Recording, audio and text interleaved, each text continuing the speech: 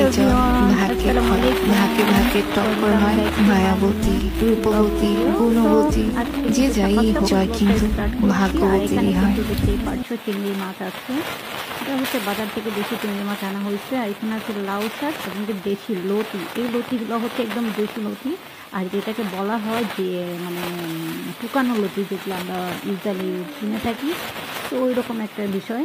আর এখানে কিন্তু আমার শ্বশুর এগুলো নিয়ে আসছে বাজার থেকে। আর এখন কিন্তু দুধ গেছে সকাল 11:30।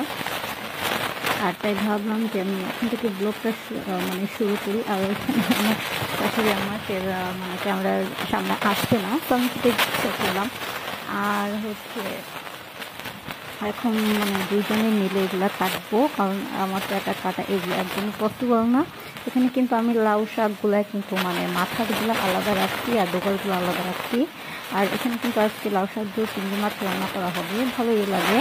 আর জানা আছে একটা চিংড়ি মাছ দিলা, যেহেতু এগুলো দেশি চিংড়ি মাছ আনা হয়েছে, যদি দামটা একটু বেশিও হয় তাও আমি মনে করি বেটার। আর এখানে কিন্তু আমি যে লাউ শাক কাটতেছিলাম, আর আমার সাথে কাটবে, কিন্তু আমি বললাম যে আপনি ফ্যান নিচে লাউ শাক নিয়ে চলে যান, আমি লতিগুলো কেটে নিই, কারণ এক কাজ দুজনে না করলে ভালো, দুজনে দুইটা করলে তাড়াতাড়ি হবে। আর এই লতিগুলো যেহেতু একদম শুকানো লতি বলে, এগুলো কিনে আনা হয়েছে। এই লতিগুলো একদম চিকন চিকন লতিগুলো, এগুলো যদি চিংড়ি মাছ দিয়ে রান্না করা হয় অবভিয়াসলি ভালোই লাগবে। আর তাই কিন্তু আমি এই লতিগুলো কালকে রান্না করতে চেয়েছিল, কিন্তু বললাম যে কালকে রান্না করলে কিন্তু এগুলো মেবি শুকিয়ে যাবে, এমন একটা বিষয় যে শুকিয়ে যাবে, যেহেতু চিকন তখন আরও কাটতে পারবো না। আর এই লতিগুলো কিন্তু মানে চিকন চিকনই হয়, এটা জাতটা এরকম। তো এটা আমি লতি এখন কাটতেছি। আর প্রায় অনেক ব্লগ করি, কিন্তু কি আসলে ব্লগ মানে ভিডিওগুলো অনেক সময় কাট হয়ে যায়, তো অনেক খারাপ লাগে তখন, যেহেতু ছোটো বাচ্চা নিয়ে অনেক কষ্ট করে ভিডিওগুলো বানিয়ে থাকি।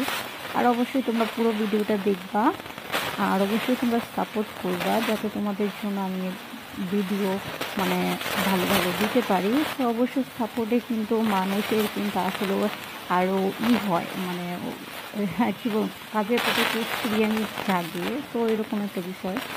যাই হোক, এখন কিন্তু আমি যে লতি কেটে নিচ্ছি ভালো করে তাড়াতাড়ি করে, কারণ একটু পর পরে আমার মেয়ে চলে আসে, আর কাজে এই সময় খুবই ডিস্টার্ব করে আমাকে। আর এই লতিগুলা কি বলবো যে এত চুলকায়, মানে হাতগুলা অনেক চুলকায়, কিন্তু কিছু করার নাই, বাই দেবে এটা তো করতেই হবে, যেহেতু খেতে হলে তো কেটেই খেতে হবে। আর যেহেতু এটা তার মার বাসা না যে বসে বসে খাওয়া যাবে, এটা হচ্ছে নিজের একটা সংসার।